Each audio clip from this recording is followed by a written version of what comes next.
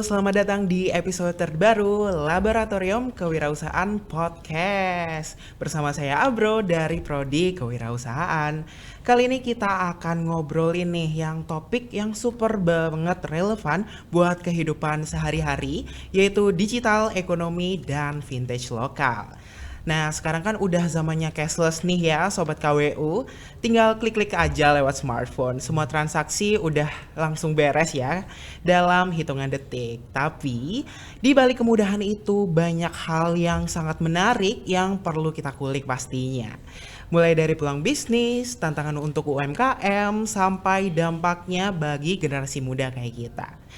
Dan hari ini pastinya saya tidak sendiri, pastinya kita kedatangan narasumber yang sangat luar biasa dan sangat inspiratif, yaitu Bapak Eri Awalil Fahri, SA MBA, dosen Fakultas Ekonomi dan Bisnis Universitas Brawijaya, dan program studi Sarjana Kewirausahaan. Baik, selamat datang Bapak. Terima kasih ya bro. Oke, baik. Terima kasih sekali lagi saya ucapkan karena sudah meluangkan waktunya hari ini untuk mengisi materi di podcast Laboratorium Kewirausahaan. Nah, ya. Baik, sebelum memulai mungkin Bapak berkenan memperkenalkan diri lagi, Bapak. Kayaknya tadi udah ya sama bro. Iya, Pak. Oke, saya Eri, saya dosen di Prodi Kewirausahaan dan sebenarnya spesialisasi saya bukan fintech nih, tapi memang banyak ya materi yang saya riset dan juga saya tekuni itu ada kaitannya juga dengan financial technology terutama untuk UMKM. Tapi saya mostly di entrepreneurial behavior dan juga digital business. Oke, wow. Pastinya ya, Sobat KWU udah sangat linear sekali dengan apa yang kita bahas hari ini. Baik, oke, Bapak berkenan membagikan sedikit ya tentang aktivitas kali ini tuh sudah persiapannya hari ini tuh apa aja Bapak untuk mengisi podcast hari ini? Untuk mengisi podcast hari ini selain dapat dari panitia ya, mungkin kisi-kisi apa yang akan kita bicarakan hari ini, tapi ya insya Allah pengalaman saya sebelumnya baik itu di bidang akademik maupun di beberapa industri yang saya ikutin, insya Allah mudah-mudahan bisa memberikan insight yang cukup. Oke, baik. Amin. Semoga ya Sobat KWU, karena kan Pak Eri ini sudah sangat expert di bidangnya seperti itu. Juga Oke, apakah Bapak sudah siap untuk memulai podcast hari ini? Oke, baik. Aja. Oke, baik Sobat KWU, kita langsung aja mulai ke podcast KWU. Baik, untuk memulai diskusi ini ya, mungkin Pak Eri dapat menjelaskan terlebih dahulu nih, apa sebenarnya yang dimaksud dengan digital ekonomi dan bagaimana peran vintage di dalam ekosistem tersebut. Oke, digital ekonomi ini sebenarnya memiliki arti yang sangat luas. Tapi kalau misal saya harus memberikan dalam satu kalimat gitu ya, sebenarnya digital ekonomi ini adalah seluruh aktivitas ekonomi yang menggunakan atau memanfaatkan teknologi digital. Oke. Nah, tapi mungkin seiring perkembangan zaman, terutama di akhir-akhir ini ya, perkembangan teknologi semakin pesat, ada satu hal yang berubah, yaitu bahan bakar utamanya. Oke, bahan bakar utamanya kalau sekarang di digital ekonomi yang kita lihat adalah data. Oke, jadi kalau boleh kita simpulkan, digital ekonomi itu adalah seluruh aktivitas ekonomi ya yang menggunakan teknologi digital sebagai pendukung utamanya yang berbahan bakar utama data. Oke, dan ini mungkin untuk percakapan kita hari ini kita harus tekankan itu. Jadi bahan bakar utamanya adalah data. Oke, berarti bahan bakar utamanya adalah data. Cakupannya luas nih. Kalau mungkin sekarang yang kita pahami apa sih digital ekonomi, apa sih fintech itu, mungkin kalau dalam kehidupan sehari-hari yang kita tahu adalah kita melakukan payment secara cashless gitu, menggunakan aplikasi boleh saya sebutkan ya, misalnya pakai Grab, Gojek, itu kita melakukan digital payment. Itu juga part of digital ekonomi. Tapi sebenarnya cakupannya sangat luas. Ya, jadi mungkin di bidang investasi, lending, kemudian manajemen keuangan kita di dalam kehidupan sehari-hari itu juga part of digital economy. Oke, berarti part of bagian dari digital economy memang sangat luas sekali, betul ya Bapak? Oke, mungkin kita langsung seperti kita ketahui ya Bapak, saat ini mahasiswa seperti saya sendiri juga sudah sangat akrab ya sebagai layanan vintage. Ya. Mulai dari dompet digital, pay later, hingga aplikasi investasi yang sudah Bapak sebutkan tadi. Nah, menurut Pak Eri nih, apakah fenomena ini tuh dapat menunjukkan peningkatan literasi keuangan untuk mahasiswa atau justru bisa menjadi jebakan baru nih Pak? Oke, literasi keuangan itu pasti otomatis ya kalau kita sering menggunakan suatu hal itu kita akan semakin paham dalamnya. Pengalaman kita bertambah meskipun itu kita paham atau tidak. Iya. Nah, ini bedanya nih. Ada yang benar-benar paham, ada yang tidak. Kalau misalnya saya kasih contoh tadi aplikasi yang sehari-hari aja ya, misalnya Grab, Gojek, apa sih yang biasa kalian gunakan, Tokped, Shopee, itu kan semuanya ada bagian dari ada fintechnya, terutama di bagian entah itu cashless payment, terus ada pay laternya, ya itu part of that. Yes. Nah, otomatis kita menggunakan itu, literasi keuangan kita akan bertambah. Meskipun kadang-kadang kita kurang paham nih. Nah, pada saat kita kurang paham, itu kadang-kadang bisa menjadi jebakan tersendiri. Nah, kita balik lagi ke prinsip awal tadi pada saat saya mendefinisikan digital economy. Bahan bakar utamanya apa? Iya betul. Data. Nah, tapi data ini kan bentuknya abstrak. Oke, data bentuknya abstrak. Nah, kita sebagai pengguna itu kita harus paham juga nih, data ini artinya apa, informasi yang bisa kita tarik dari data ini apa gitu. Nah, sekarang kalau misalnya kita menggunakan pay later nih, di Gojek ada ya, di Gojek ada, di dimanapun ada, di Shopee ada, Tokped ada nggak ya? Harusnya ada Pak. Ada ya. Iya. Nah, kalau saya kan umurnya umur transisi nih, Oke. yang dulu konvensional sekarang menjadi modern seperti sekarang ya, terutama di financial technology. Jadi saya ngalamin nih, yang dulunya sangat konservatif, sekarang serba mudah, serba easy. Klik jadi, klik jadi, klik jadi. Nah, teman-teman sekarang misalnya mau beli sepatu nih, misalnya sepatu running untuk minggu depan ikut lari maraton.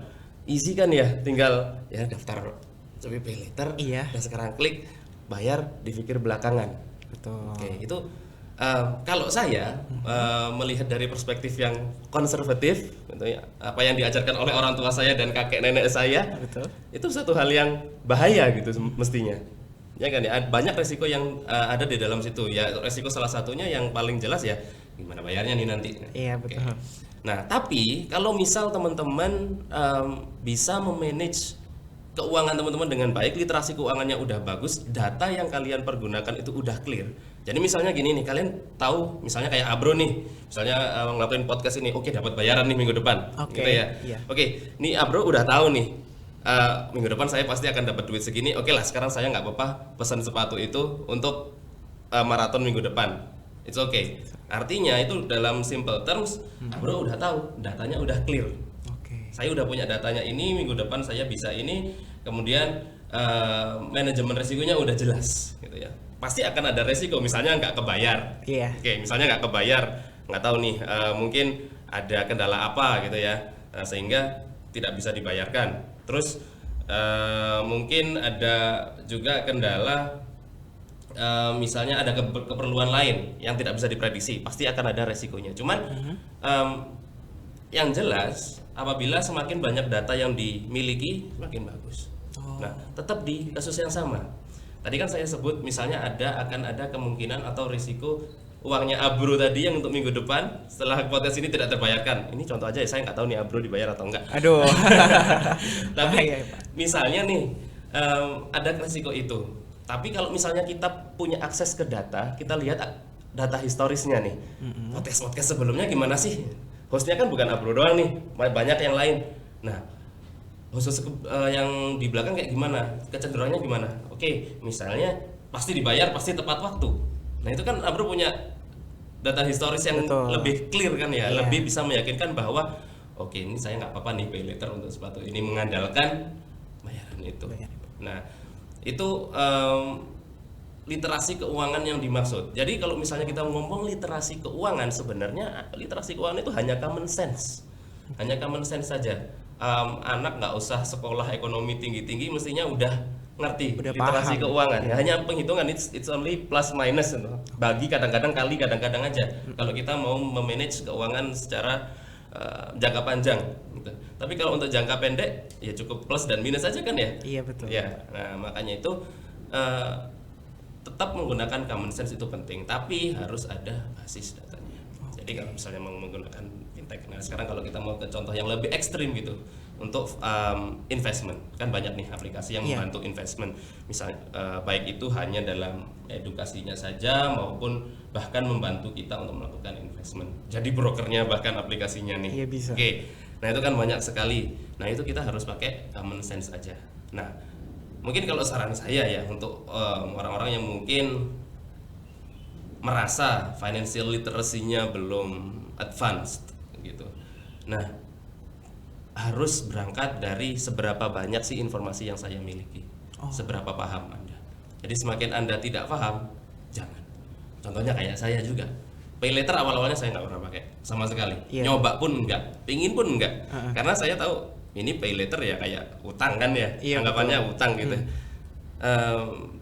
Sebenarnya kalau dipikir-pikir income saya juga kan konsisten. Iya. Saya tahu kalau misalnya saya mau beli ini ya saya pay later pasti akan kemungkinan besar ya 99% saya akan bisa bayar nanti di belakangnya dan saya nggak akan utang banyak gitu.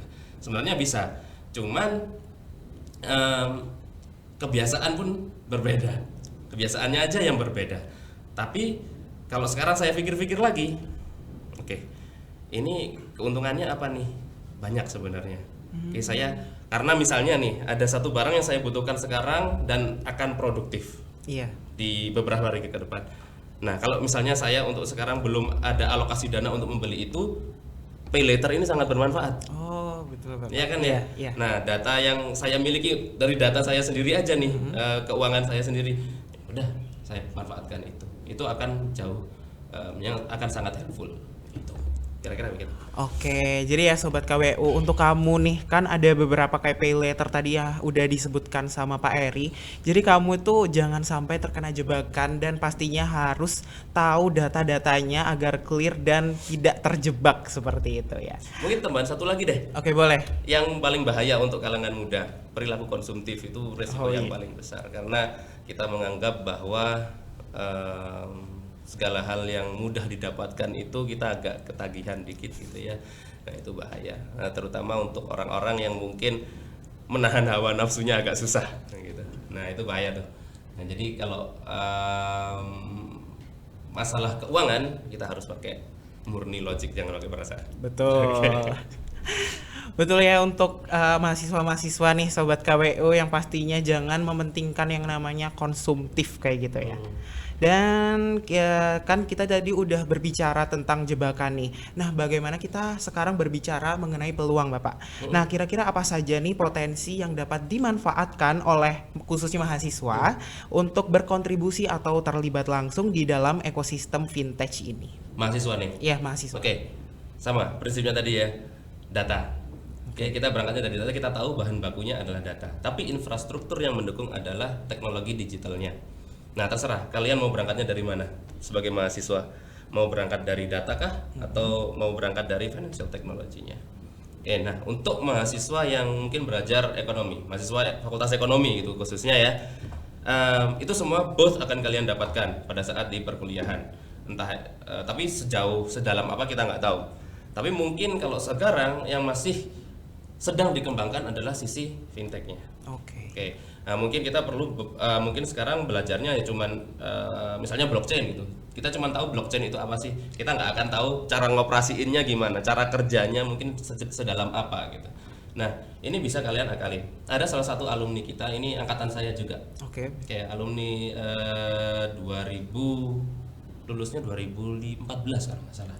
Ini mahasiswa nggak saya sebutkan namanya, tapi ini akuntansi nih mahasiswa ini dulu. Ini teman saya sendiri. Ini kerjanya di kuliahnya akuntansi, belajarnya akuntansi.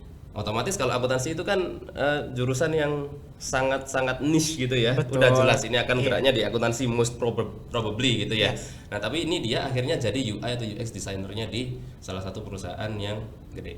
Oh, Oke, di tech company. sangat UI atau UX designer sama sekali nggak nyambung kan ya. betul, Bapak. Nah, Nah, tapi itu dia dari situ kan itu udah pada saat itu tren perkembangan teknologi kan udah jelas ya.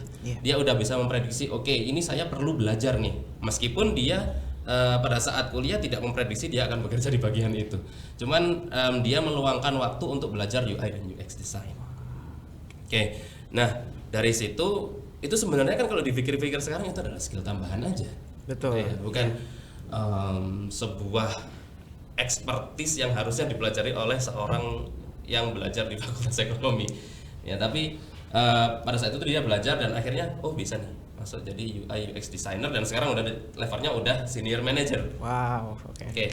Nah, itu salah satunya. Jadi itu kalian akan ngambil, itu contohnya kalau kalian mau ngambil di fintechnya. Nah, kalau dari segi datanya sekarang banyak nih data analisis. Kita ada di lab di data juga kan ya. Iya, betul. Nah, itu orang yang menang di industri ini adalah orang yang pegang bahan bakarnya. Oke. Bahan bakarnya apa? Data. Bukan hanya megang tapi bisa mengelola. Nah, ini analoginya sama persis kayak ya negara-negara di dunia lah. Misalnya negara-negara di Timur Tengah. Mereka punya bahan bakarnya kan minyak kan ya? Iya, itu. betul. Mereka punya minyak tapi plus mereka udah bisa ngolahnya.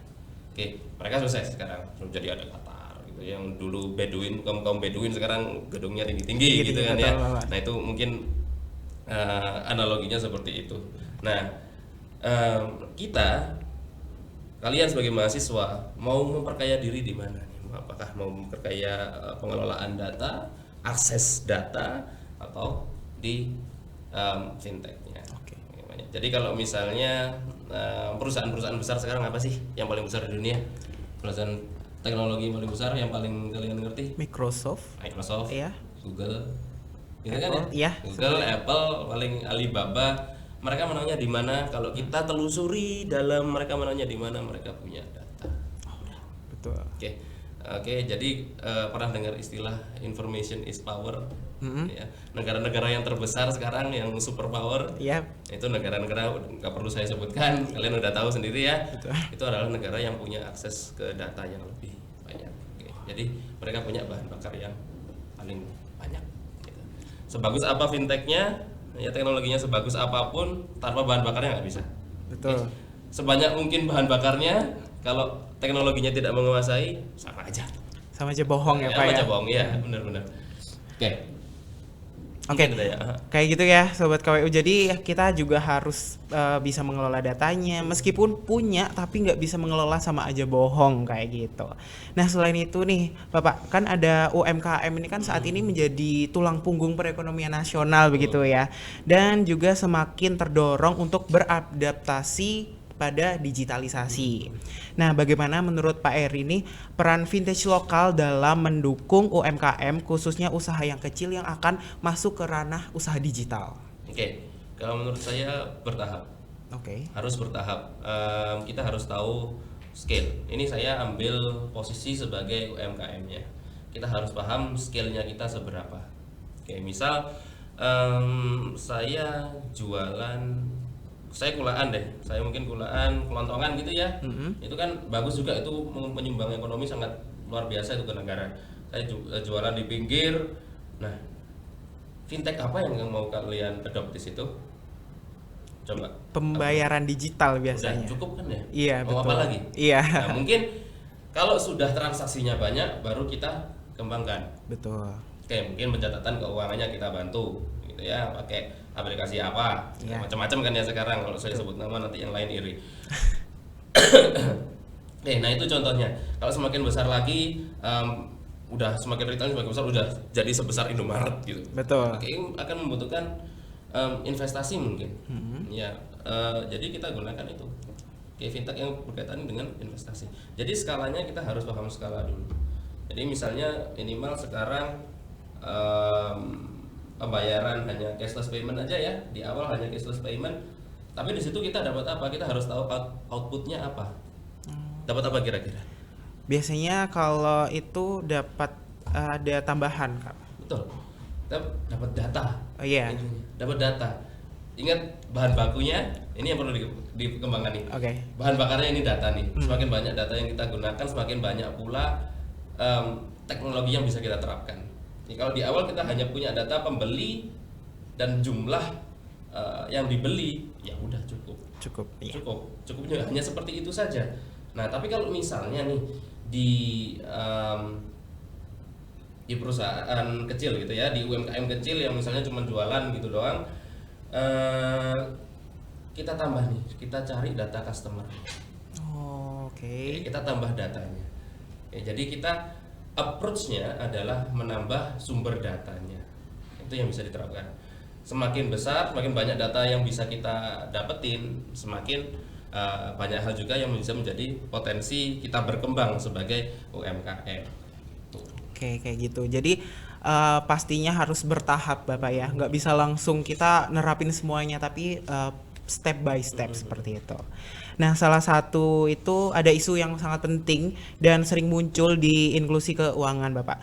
Nah, menurut Pak Eri nih, sejauh mana sih fintech ini mampu menjadi solusi untuk masyarakat selama ini yang masih belum terjangkau, seperti ada layanan perbankan konvensional, terus digitalisasi seperti itu? Sangat membantu sekali, jawabannya sesimpel itu. Oke. Jadi sebagai contoh aja, bank konvensional tadi yang sudah disebutkan ya, sekarang udah banyak bank yang tidak butuh bikin cabang kan ya. Betul. Ya udah langsung tinggal daftar aja. Bahkan salah satu bank yang terbesar di Indonesia pun kita nggak perlu datang lagi untuk bikin rekening. Betul. Ya kan. Nah, cuman susahnya gini nih. Kalau kita ke daerah yang mungkin infrastrukturnya tidak sebagus di Jawa misalnya. Iya. Oke. Keterbatasan itu pasti ada. Mungkin literasinya bukan hanya literasi keuangan aja yang repot, tapi literasi teknologinya juga. Iya, Nah, betul. itu PR-nya gimana kita bisa reach ke sana. Tugasnya siapa? Ya tugasnya satu, pemerintah pasti. Pasti, Gitu ya. pasti. Yang kedua sebenarnya mahasiswa-mahasiswa ini juga bisa explore ke daerah situ. Jadi tadi tanyakan ya, peluangnya mahasiswa itu seperti apa? Salah satunya adalah peluang riset ya, dan pengembangan literasi di masyarakat. Karena mahasiswa itu kalian harus mengabdi juga ya kepada masyarakat. Kita Betul. juga ya sebagai dosen gitu ya, otomatis itu. Nah, kita harus membantu. Kalau memastikan nggak mungkin kan ya. Kita harus setidaknya membantu untuk meningkatkan literasi keuangan dan juga literasi teknologi keuangan ke pelosok yang mungkin exposure-nya jauh lebih rendah. Seperti itu. Oke, jadi pastinya ya peran pemerintah dan juga mahasiswa itu harus sama-sama selinier seperti itu, karena lagi pula juga kita juga harus memajukan Indonesia seperti itu. Nah, dalam konteks ekonomi nasional nih Pak, apakah vintage lokal ini dapat berperan gitu sebagai game changer yang mampu mendorong pertumbuhan ekonomi sangat signifikan gitu? Oke, jelas iya. Yang pertama tadi udah disebutkan nih, barusan kita diskusikan, otomatis dengan adanya fintech, inklusi keuangan makin meningkat ya. Karena bagaimanapun apabila kita menggunakan teknologi, akses kita akan semakin mudah. Betul. Ya, akses kita semakin mudah, terutama untuk daerah-daerah yang mungkin belum exposure-nya masih rendah sebelumnya. Kemudian pertumbuhan UMKM semakin cepat. Betul. Dengan adanya fintech tadi dan juga didorong dengan bertumbuhnya data, karena fintech itu juga otomatis pertumbuhannya makin cepat nih. Nah, tapi sekarang PR-nya ada di sini. PR-nya adalah gimana kita bisa membuat balance yang tepat antara pertumbuhan data dan juga pertumbuhan dan pengelolaan data dan juga pengelolaan dan pertumbuhan financial technology di negara kita. Oke. Di Indonesia ini ya, saya nggak ngomong di negara luar udah advance nih. Betul. Misalnya di Europe itu udah jauh lebih advance daripada kita, di Cina jauh lebih advance daripada kita. Betul. Nah, ini kita harus punya balance nih di antara keduanya. Jadi misalnya data kalau kebanyakan, kalau tanpa fintech yang bisa atau solusi teknologi digital yang belum bisa mengolah itu dan memanfaatkan itu, ya percuma juga. Nanti endingnya gini, datanya kita jual. Waduh. Ya kan? Iya, betul. Nah, itu nggak tahu terjadi apa enggak, kayaknya ya. Kalau data dijual, yang untung luar. Iya, betul ya Bapak. Kita punya banyak data sekarang. Ya. Akses datanya sangat mudah. Jadi caranya itu yang PR-nya pertama itu gimana kita bisa memanfaatkan itu menggunakan financial technology. Nah, itu sangat bisa didukung oleh pertumbuhan kualitas mahasiswa di dalam menerapkan teknologi itu, atau mungkin gimana caranya mereka bisa belajar agar bisa memanfaatkan data-data yang sudah ada. Baik. Oke, Nah, yang kedua PR-nya adalah keamanan data. Oke. Data privacy ini akan menjadi isu yang sangat krusial ya Betul. kedepannya. Oke, kalau di negara-negara yang sudah gede gitu ya, di Amerika, di Eropa, berbagai macam negara di Eropa, di Cina, itu isu data security itu gede.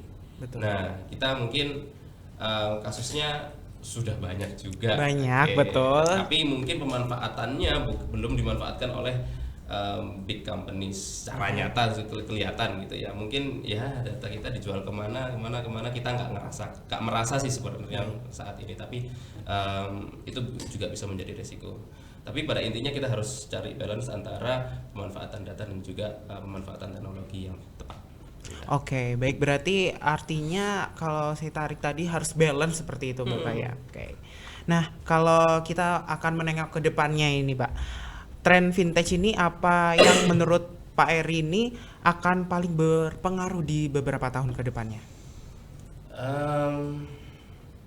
Agak susah nih pertanyaannya karena gini, teknologi yang bermunculan sekarang itu banyak banget. Benar. Contohnya misalnya ya tadi digital bank. Digital bank. Kemudian untuk peer to peer lending, untuk investasi, untuk peminjaman bank ada peer to peer lending sekarang. Oke. Apalagi nih kira-kira bro? Digital payment udah jauh lebih mudah. Baik. Yang dulu mungkin harus kita punya rekening bank, sekarang enggak.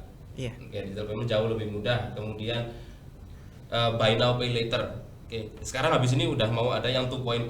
Nggak tahu nih kayak gimana, jauh lebih simpel intinya. Iya. Segala akses itu lebih mudah. Lebih mudah pastinya. Dalam satu sisi perputaran ekonomi akan jauh lebih cepat. Otomatis nih kalau kita belajarnya ke dosen ilmu ekonomi gitu ya. Nah, dengan adanya fintech perputaran ekonomi akan jauh lebih cepat. Nah, tapi resikonya pasti ada. Sudah saya sebutkan sih sebenarnya tadi resiko misalnya data issues, ya, data privacy. Tapi imbalance dari keduanya ini tadi. Kalau tadi kelihatan ya, kalau misalnya fintechnya, misalnya tadi ada buy now pay later, terus kemudian digital bank itu semakin cepat tumbuhnya, tapi tanpa data yang cukup. Ini nggak bisa jadi apa-apa. Betul, sama aja bohong. Jadi waste. Ya, iya. Akhirnya, ya misalnya kita bikin nih banyak digital bank yang ada di sini, yang asli Indonesia gitu misalnya gitu ya, ada 50 perusahaan gitu ya. Tapi data kita kurang. Literasi keuangan masyarakatnya kurang. Jadi mereka nggak ada yang masuk ke situ. Betul. Akhirnya idenya ini kita jual ke negara yang punya literasi keuangan yang lebih. Jadi kalau terjadi imbalance itu agak repot. Jadi tadi kalau balik ke pertanyaannya, tren-tren apa aja? Banyak sebenarnya trennya. Teknologi mungkin hari ini kita ngomong itu ya, ada teknologi baru lagi nih. Betul. Misalnya pembayaran hanya cukup dengan fingerprint gitu. Terus akan berkembang. Trennya pasti akan berkembang. Tapi kita yang terpenting adalah bagaimana kita bisa mengolah datanya itu tadi, kemudian bagaimana kita bisa menentukan penggunaan teknologi yang tepat seperti apa. Baik. Jadi banyak sekali ya tren-tren yang akan bermunculan seperti itu, dan pastinya kita juga harus sebagai mahasiswa dan sebagai warga negara Indonesia juga harus siap seperti itu. Nah dari perspektif mahasiswa nih Pak, keterampilan apa saja nih yang sebaiknya kayak saya gitu ya dipersiapkan agar tetap relevan dan kompetitif di era modern dan di era ekonomi digital ini? Dan ada tadi perkembangan vintage itu. Jadi saya sebagai mahasiswa harus kira-kira apa sih yang harus dipersiapkan gitu? Saya tanya ke Abro dulu. Abro mahasiswa kan ya? Iya, betul. Kalau pandangannya Abro sendiri, kalau kita misalnya mau berkarir di dunia yang ada kaitannya dengan fintech, berkarir apa kira-kira Bro yang ada di bayangan? Kalau yang ada di bayangan saya, kalau mau di vintage itu pastinya e-commerce Pak. E-commerce. Terus apa lagi? Kenapa kok e-commerce? Fintech apa yang ada di situ yang bisa dimanfaatkan? Lebih ke sorry ya, put you on the spot ya. Baik. perdagangannya bisa lewat digital Bapak. Kan sekarang kan kayak tidak perlu kayak kita mempunyai toko kayak gitu.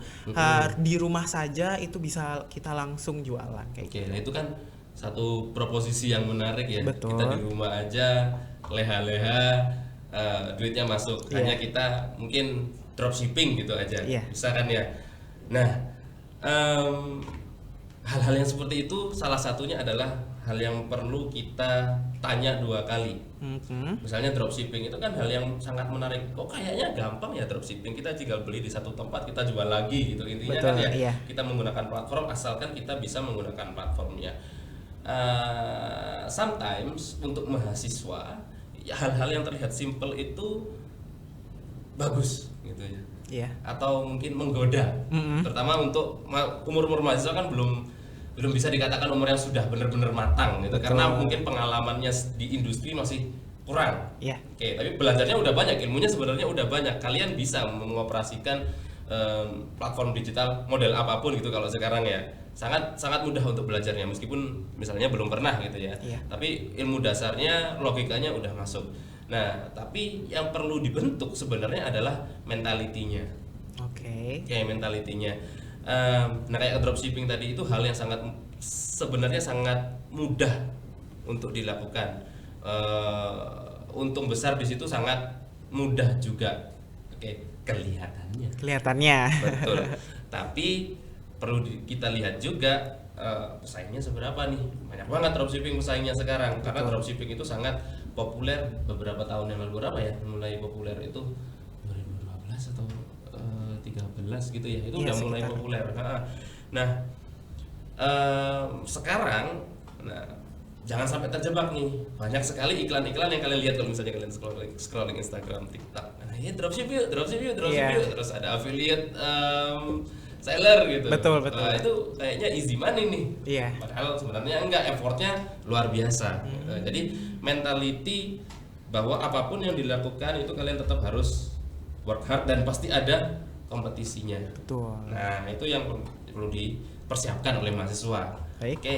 Nah, yang kedua, karena kalian mahasiswa, ilmunya harus diperkuat. Karena mahasiswa kalian mau nggak mau harus melihat sesuatu itu secara akademis. Baik. Artinya pola pikirnya harus terstruktur. Ilmunya sebenarnya kalian nggak usah kuliah, bisa dipelajari di mana aja. Tapi yang kalian pelajari di sini adalah struktur gimana cara kalian belajar. Misalnya kalau di data tadi kan saya bilang ya, ada data, ada teknologinya. Oke, belajar mengolah datanya. Oke, itu caranya gimana nih?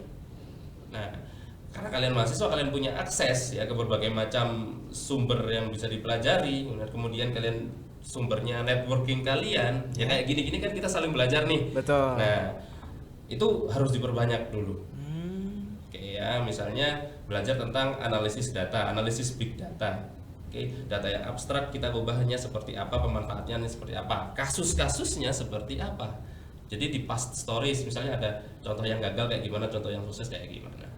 Oke, jadi sebenarnya dua itu, ilmunya perdalam, bukan hanya ilmu di surface aja, Ya. tapi perdalam. Oke, terus yang kedua adalah mentalitinya itu tadi harus dibentuk dulu.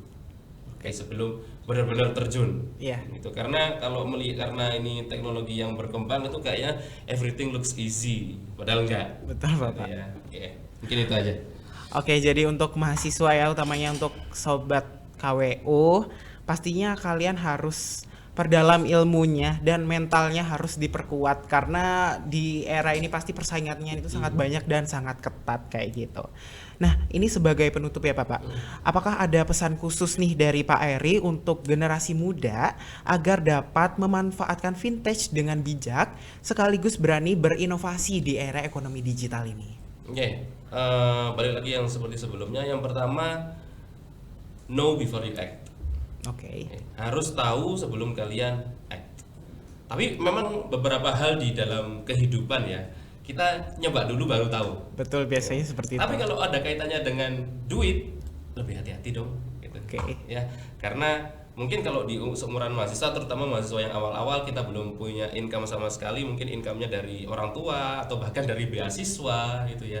Itu kan kalau kita ambil resiko menggunakan uang tersebut, yang repot orang banyak nih. Gitu. Betul. Kalau beasiswa ya kita tanggung jawabnya ke institusi yang memberikan beasiswa seperti apa. Kalau orang tua ya tergantung orang tuanya sih. Betul. Kan dimarahin atau tapi kan gak enak tetap Iya, gitu betul. ya. Itu bukan your money gitu loh. Jadi pahami dulu sebelum act. Sebelum beli, misalnya ini hal yang simple ya, sebelum beli misalnya pingin beli gaming konsol gitu ya, mau beli PS5, ya pahami dulu ini PS5 manfaatnya seperti apa, uangnya ini apakah kalian cukup untuk kedepannya, kalau misalnya mau kredit itu yakinkah gitu. Iya. Apa saja pertimbangannya itu, jadi harus kita pelajari dulu sebelum kita act. Itu yang pertama ya. Yang kedua, perdalam ilmunya. Oke. Oke, saya ulangi tadi ya.